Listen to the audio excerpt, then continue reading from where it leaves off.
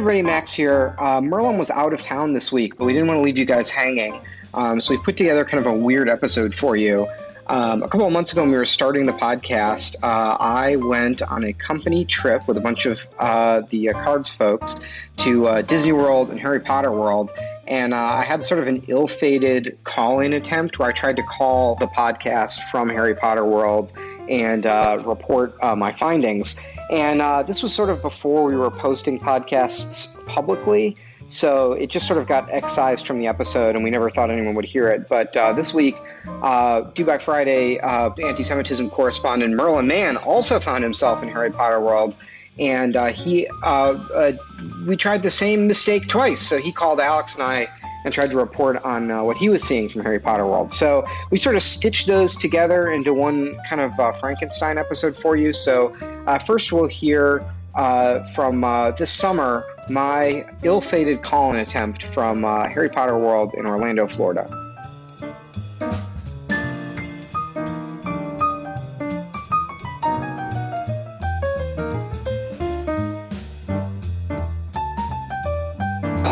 Max? Hey! Hey, all right, Merlin, can you... Are you Oh, you're here. Good. Okay. That worked. Yeah, I'm here. I don't know. This might be a little noisy. How is it? Is it fun there? Well, are we going? Is this it? Is this the show? Is this what people tune in for? I think so. So currently, Max is using his telephone to call in because he is at Disney World / Harry. I believe you're at Harry Potter World today. Is that correct?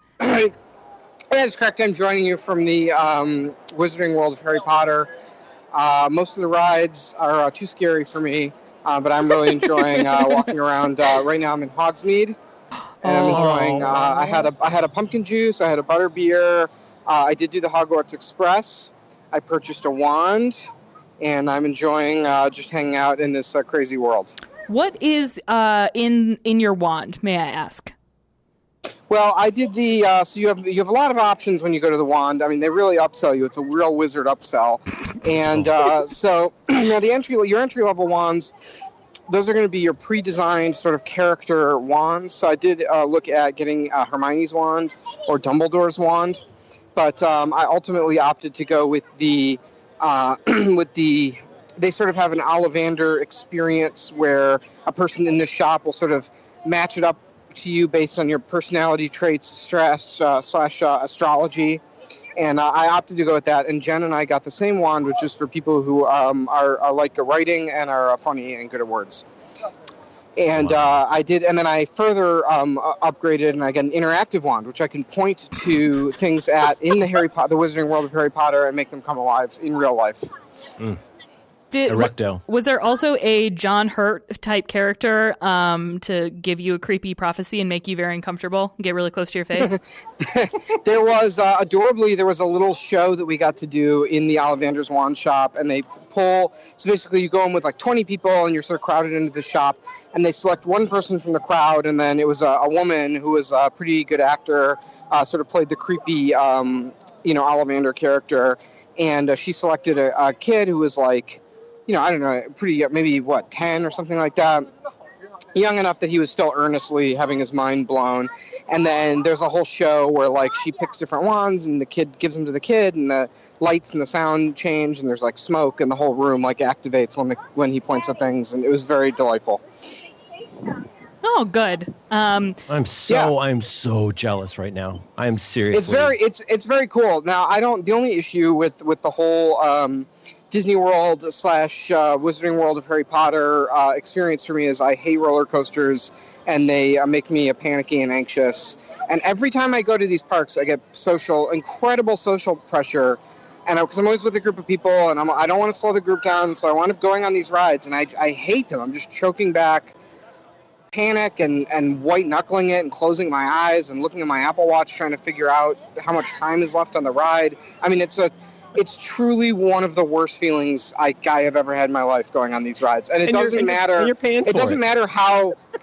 Big time. And it doesn't matter how intense the ride is. Like, we go on these rides that are like, oh yeah, this is for children 5 and up, and I'm still my stomach is turning and I'm sweating and I have that bitter adrenaline taste in my mouth, and it's just a disaster.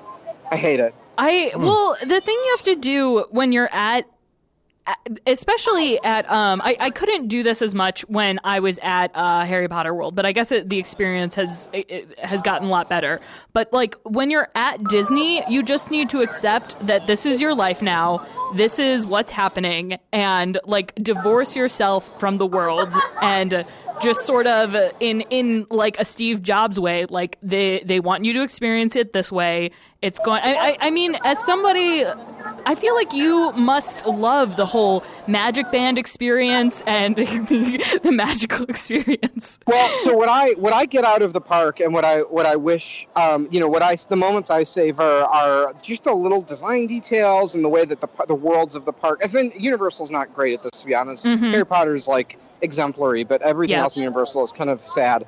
But Disney, I mean, my God, like every moment in the parks, just like walking from park to park, and the way the music changes and the floor changes and the buildings. I mean, it's just stunning. I mean, yeah, I don't know. I just that stuff I love. Like I love the international village thing in Epcot, where you can go from all these like fake country to fake country and like eat little foods and do things. And that stuff that takes me right back to being, 8 years old. Do you think that the Magic Kingdom is kind of a shit show? Oh God, no! I'm sorry, not Magic Kingdom. Oh, excuse me, Animal Kingdom, which is we did that yesterday, and now we did a very guided experience. We had a 3-hour behind the scenes like safari. And it was like our group, and we got to put on like adventure gear, and it was really cool. We got like up close with the animals, so I had an amazing experience. I love the I don't know what you call it, the world building. So they have like an Africa world and an Asia world, and they looked. I mean, the design was unbelievable in the park. It just really, I mean, in a way that like when you're in Epcot and you go to these countries, you feel, you're in the Disney World version of it, but when you're in Animal Kingdom, I mean, it really transported me to like Southeast Asia in a way, like, that I've been there, and it was like, man, there's just so many of these little details are like incredible. And that wasn't problematic for you. That's good. The Animal Kingdom version is pretty good. It's pretty good. Other than the fact that it's like rich white tourists like paying for it. If you can get over that, the representational issues are nearly absent. All right, this will be cut out. But so then, is construction done in Animal Kingdom? Because that was like infuriating for me. It was fairly. I have nothing to compare it to. I haven't been to Disney since I was very, very young, and I don't remember it. But this is my first time in Animal Kingdom. I felt like it was very finished, and they are. The only thing is they're building an Avatar land in Animal Kingdom, and that's all under construction. But you can see these like. You know how every child has the fantasy of going to the Avatar planet and commuting with Avatar, that's not a thing. Avatar the motion picture? Yeah, the James Cameron, every child's fantasy to hang out with the Na'vi and get the unobtainium and go through that wonderful world. They're building an entire land of that, and sort of like, I don't know what you call it, well, in Star Trek, you call it like the terraforming, where they're like making these like floating like island things. Is like just fucking crazy to see it. Love it. Oh well, you know how we can all remember one of the character names from the film Avatar right off the top of our head. Marlon, you go first. Oh God! You know what I love is those the Sigourney Weaver Blue person, and then you got the other guy and the brother. Oh my! I almost watched that all the way through once. And I still think about it almost never. I mean, it's very, very, oh God. I have such distinct memories of leaving the theater being like, oh man, this is the future of cinema. It's so great. And I've never been more ashamed or wrong about something. That tail sex. It's kind of a black swan. And it is, if not one of the highest grossing movies of all time. And literally no one ever talks about it now. Well, I can't, this is untenable for me, so I'm going to leave it to you guys to talk about the challenge. I will just close by saying I did see, there is in the Spaceship Earth, inside of the giant golf ball in Epcot, they take you through this very sort of like Hegelian, like teleological, like theme park ride through history where you're like, first they developed like writing, and then they developed the printing press, and then this happened, and then that happened, and then it ends it obviously, and then Epcot was built. And there is a Steve Jobs in there working on the not the Mac, the thing that they did for the computer club. What was that one called? The Apple One. The Apple One, yeah, thank you. Did you burst into tears? There's an animatronic Steve Jobs. It was. I was surprised at how emotional. I got a little something out of it. Yeah. Yeah. No one thought that was weird when it happened to me. Everything was fine.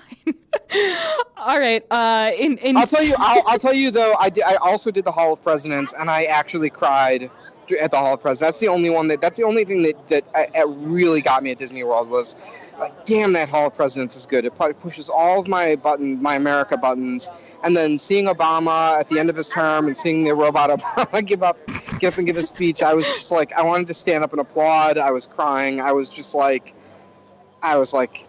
damn, that got me. It kind of gave me a panic attack because I'm like, what happens if what happens? Like, you can't make oh God.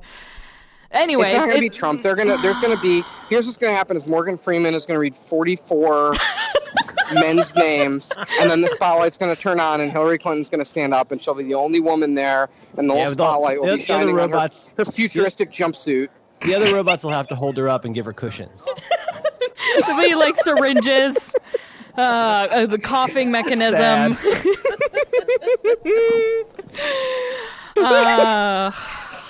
All right. Well, everybody told me to talk more during the episodes, so I think I've talked enough. And have a great time.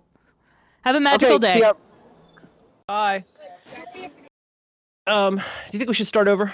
Yeah. Okay.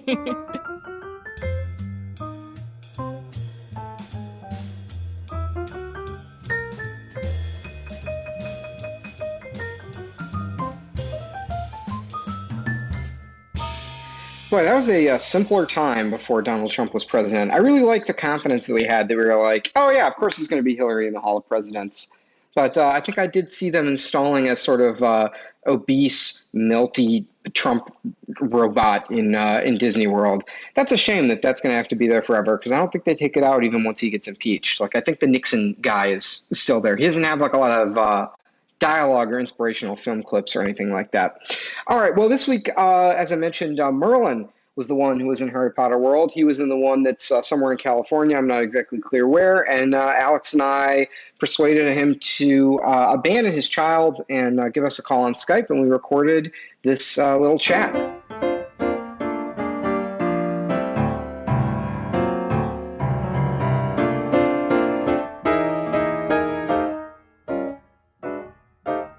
Hello. Hey! Hey, how's it going? Good. Merlin, tell our listeners where you are. Well, I'm reporting to you live from Universal Studios Hollywood. I was trying to get to where I could talk to you from the Harry Potter area, where my heart is, but there were a lot of marauding seabirds and a fair amount of child sacrifice. I'm now ensconced in some kind of incredibly gay French area that has the softest music I could find. People are milling around. They're looking at each other over bottled water. Some men just gave each other some kind of semaphore code. A lot of shit is going down at Universal Studios.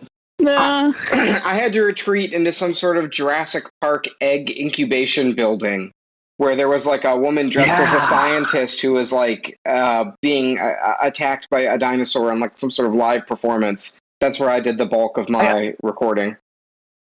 I have to be honest with you, Max. I would not be surprised if that happened. There are folds and invaginations to every alley and every throughway in this entire park. I think I barely scratched the surface.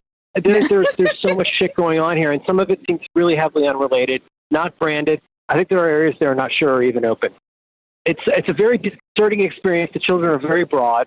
The drinks are extremely large, and there's branded footwear and flashlights, and there's a lot going on here. So Merlin, I'm aware that you're in public, so you have to be careful what you say, right? You can't just blurt anything out. But here's what I think. Could there be some sort of Pizzagate situation where there's a network of tunnels and there's children being moved around and the public doesn't even know? I mean, you can just reply yes or no. Max, I don't know. I'm going to have to put this in a somewhat coded way. They serve very, very, very large beers here. Irresponsibly large, really child-sized beers. And there are people that are holding them. They've filled strollers with them. I don't think they would notice if their kids got used for pizza. I don't think they would notice. But it's here's the thing. Like, I want to be cynical about this because this place is really super weird. But the Harry Potter part is so fucking cool and so well done. Alex, you've got to see this thing before you die. It is actually pretty amazing. I was surprised that the Harry Potter world tapped into some sort of vein of nostalgia that I didn't know that I possessed, because I didn't really like those movies or how they looked. But boy, like, being in that world was just like, it's just the art direction of it and the scale of it. It's just overwhelming. It's amazing. I just don't know if it can ever live up to Disney World for me. Like, I'm afraid to go and be like, okay, sure, there's the platform, but it's no Magic Kingdom. So Merlin, when I went to the Harry Potter world, right. I did an assessment that all of the rides that were offered were too scary. And in addition to that, I feel that Universal has a certain seediness about it. There's a certain danger to Universal Studios that Disney does not have. Max. Where I do not feel I do not feel 100% confident in Universal. Oh dear me! I don't know where to begin. Now the statements are going to become extremely coded because shit is fucking going down here. I would not. There's a place here. So they've got. Well, first of all, to address what Alex was saying, yes. Here's the thing: as we were texting earlier, anybody who's grown up on Disney World, Disneyland seems like a place that used to be a nice mall. Basically, compared to Disney World, fucking forget about it. Disney World, it's a wonder of engineering and imagination. And like everywhere you go, there's music and the cobblestones change. And Disneyland's like, fuck it, we close in an hour. It's not there. Now you go to Disneyland, and they got this operation there called Downtown Disney, which is shopping. It's like PJO Pooter Toots and Jimmy Jack's Fried Sauce Palace and whatever the fuck. They have a place, and they have one here called City Walk. City Walk is their even shittier Chick-fil-A ass version of one of these shopping places for grown-ups. Oh, and it's basically like, it's like a Dave & Buster's for people who are at the level of needing a scooter.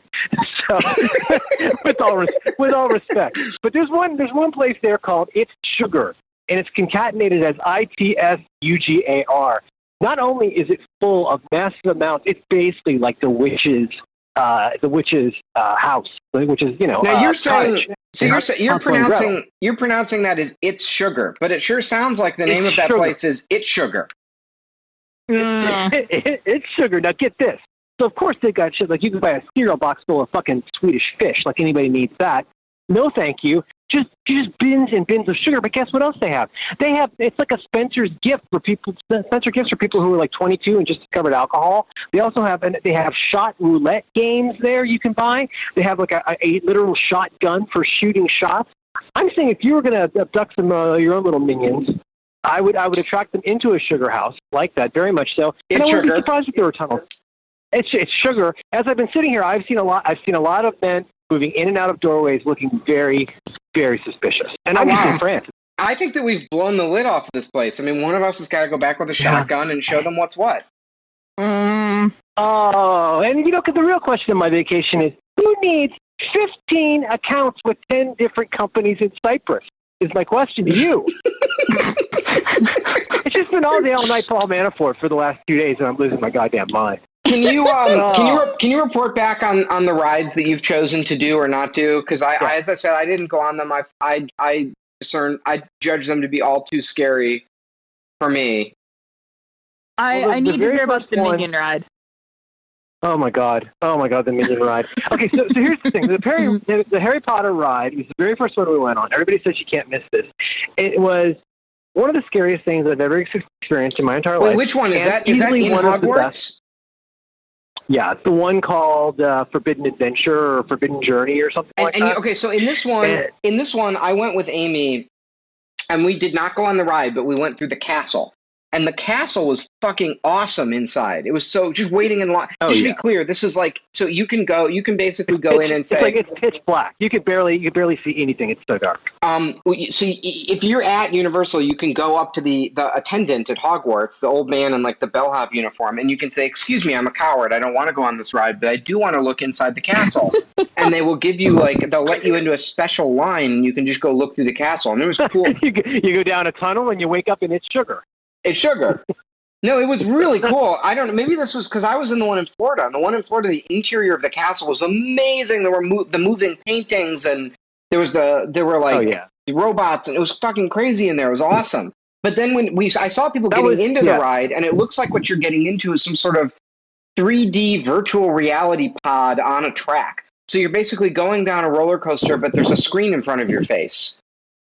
Oh no, it's fucked up. It's all the scariest parts of like the Haunted Mansion bulb that can like turn back and sideways and forward. But that's 1960s technology. In this case, this thing, you're going way, way back, you're going way, way down, and it combines all of the things of like those crazy 3D rides where it really feels like you're going straight down. Then whip pan, you got a fucking Dementor in your face.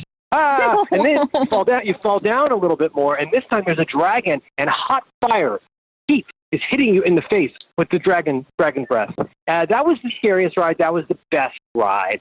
The Minions ride, woo, you know how you experience that thing on Harry Potter? You experience like, oh, this is great. They've made it so that, you don't even realize you're in a line. Oh, isn't that clever? You're walking around. It's Pirates of the Caribbean all over again. It's so cool. You don't even notice that it's a big line scam.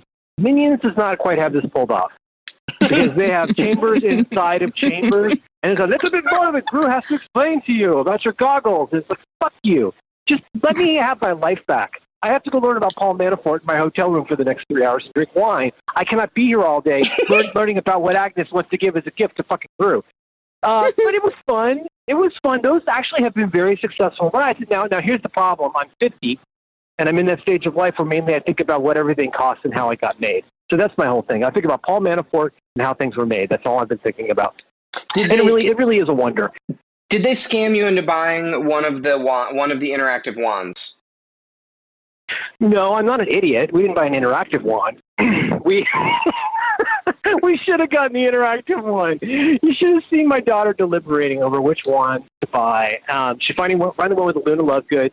It had a nice feel to it. But no, I know. I kind of wish we got. Max? Did you get an interactive wand? I did. I didn't get a character wand. I got a material. I got like a Hawthorne wand. I got the nerd one.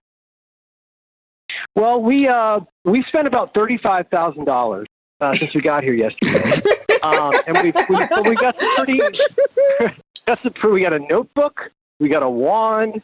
And then we had dinner a couple times. $35,000 is more or less what we spent. Wow. It just really keeps going right out the window, and then we haven't even really dug in that it's sugar yet. So we're gonna try and hit City Walk on the way home. Buy my daughter some Skechers because there's a Skechers store. She wants some fucking light up shoes from Harry Potterville. Now, at Universal, there's two worlds. There's Diagon Alley and the other one, and you take a train in between them. Did you have that experience? Yeah. No. See, this is part of the beauty of I think this is boring, but one thing that's amazing about these experience rides is the footprint is almost nil. I mean, compared to something like what you need for a roller coaster, you think about how much fun adventure at all. The biggest part of the attraction is going to be the line because it's very compact in the way that it's designed. You follow? If you don't have a big footprint for your area, in this case, the place is not huge. So they're able to jam in a lot of these attractions by making them really small. So no, it's just one, you kind of go in. I don't know. It was a little bit magical. You walk in, and there's a gate. And I think you got a photo of my daughter and I posing with the guy from the Hogwarts Express. Yep. And the stores. The stores are fucking great. They're all great. Things are writing themselves. There's pots that are cooking themselves, and they got all the stores. They got Ollivanders. They got Honeydukes. They got it all.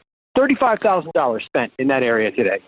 But now I'm just wondering, it sounds like such a magical, wonderful place, but how does, the milieu switch from, oh, look at this magical place, to a Skechers store?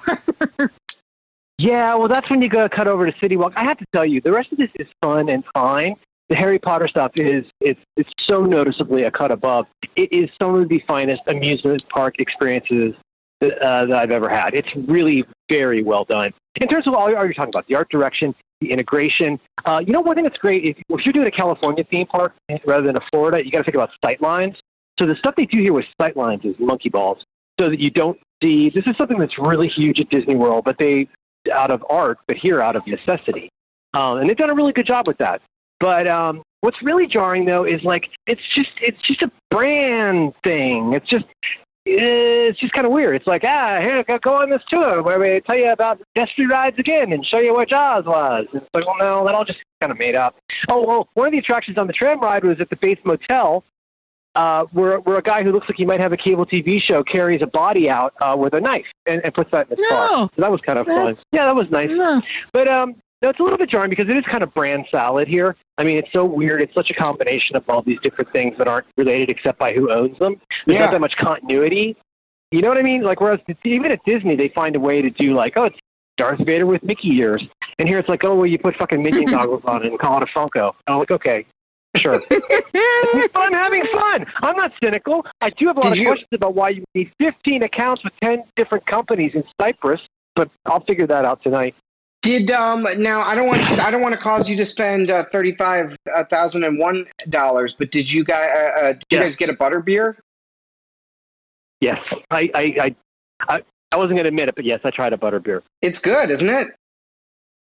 Yeah, it's kind of like like if Hagrid came into a Greek yogurt a week ago.